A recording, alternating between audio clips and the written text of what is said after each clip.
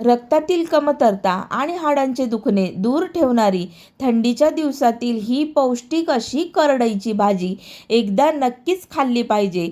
Video शेवटपर्यंत नक्की बघा. नवीन असाल तर चॅनल सबस्क्राईब करून घ्या, म्हणजे तुम्हाला आपल्या या नवनवीन रेसिपीज पाहायला मिळतील. आणि या व्हिडिओला लाईक करायला तर अजिबातच विसरू नका.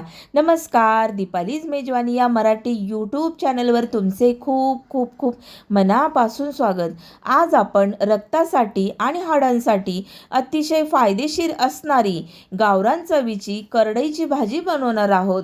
तर ही भाजी ना थंडीच्या दिवसात खूप प्रमाणात बघायला मिळते. तर आता सुद्धा बाजारात ही उपलब्ध आहे. तर म्हटलं चला तुमच्याबरोबर ही रेसिपी शेअर करते. तर अगोदर आपल्याला ही भाजी धुवून घ्यायची आहे आणि इथे बघू शकता शेंगदाणे सुद्धा मंद आचेवर मी ही भाजत घातलेले आहेत. तर आपल्याला हे मंद आचेवर खरपूस असे आतपर्यंत शेंगदाणे भाजतील याप्रमाणे आपल्याला हे भाजून घ्यायचे आहे. तर यासाठी ना फक्त हिरव्या मिरच्या आणि लसूण एवढंच वाटण मी याला घालणार आहे. तर साधारण 15 मिरच्या आहेत आणि 12 ते 15 लसणाच्या पाकळ्या. आता ही भाजी स्वच्छ धुवून घेतलेली आहे. आपल्याला ही चिरून घ्यायची आहे आणि अगदी बारीकसर अशी आपल्याला ही चिरून घ्यायची आहे. तर व्हिडिओत दाखवल्याप्रमाणे सेम अशाच पद्धतीने तुम्हीसुद्धा बारीकसर अशी ही भाजी चिरून घ्या, म्हणजे अगदी पटकन शिजते. तर त्यामुळेच आपल्याला ही अगदी बारीकसर चिरून घ्यायची आहे. तेल गरम झालेलं आहे. इथे मी 2 चमचे एवढं तेल घातलेलं आहे आणि त्यामध्ये 2 कांदे घातलेले आहेत. कांदासुद्धा गुलाबी रंगावर परतायचा आहे. हे वाटण ओबडधोबड असं मी मिक्सरला फिरवून घेतलेलं आहे. वाटण वाटून झालेलं आहे. आता हे वाटण आपल्याला या तेलावरती सोडून घ्यायचं आहे आणि मस्तपैकी हे वाटणसुद्धा आपल्याला कांद्याबरोबर परतवून घ्यायचं आहे.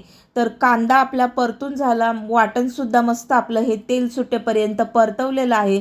आता आपल्याला ही बारीकसर अशी चिरलेली भाजी ना या तेलावरती आता मस्त परतून घ्यायची आहे. इथे बघू शकता चवीनुसार यामध्ये आपल्याला मीठ घालायचं आहे. आणि हो, मीठ अगदी बेताने घाला हो, नाहीतर मग भाजी खारट होईल.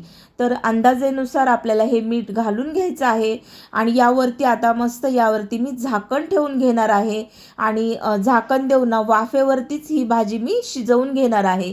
भाजी आपली शिजून झालेली आहे.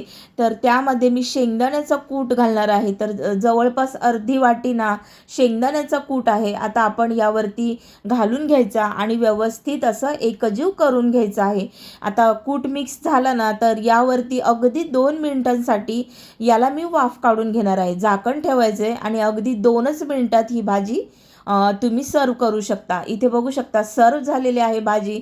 मस्त मी याबरोबर ना भाकरी बनवलेली आहे आणि ज्वारीच्या भाकरीबरोबर इतकी चवीला अप्रतिम लागते ना ही भाजी. खूपच मस्त याची चव लागते. तुम्हीसुद्धा हा अनुभव एकदा नक्कीच घेऊन बघा आणि अशा पद्धतीने ही भाजी एकदा तरी करून बघा, खाऊन बघा. अतिशय पौष्टिक अशी ही भाजी आहे. फायबर युक्त ही भाजी ना पचायला एकदम हलकी आहे.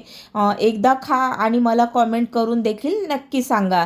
थंडी संपायच्या अगोदर नक्की तुम्ही बाजारात जाऊन ही भाजी घेऊन या, बनवून बघा आणि मला सांगायला तर अजिबातच विसरू नका. आपल्या चॅनलवर नेहमीच पारंपरिक अशा आपल्या रेसिपी बघायला मिळतील. तर तुम्हीसुद्धा चॅनल सबस्क्राईब करून ठेवा, म्हणजे तुम्हालासुद्धा या नवनवीन अशा रेसिपीज पाहायला मिळतील. भेटूया आपण अशाच एका छानशा रेसिपीमध्ये. तोपर्यंत बाय.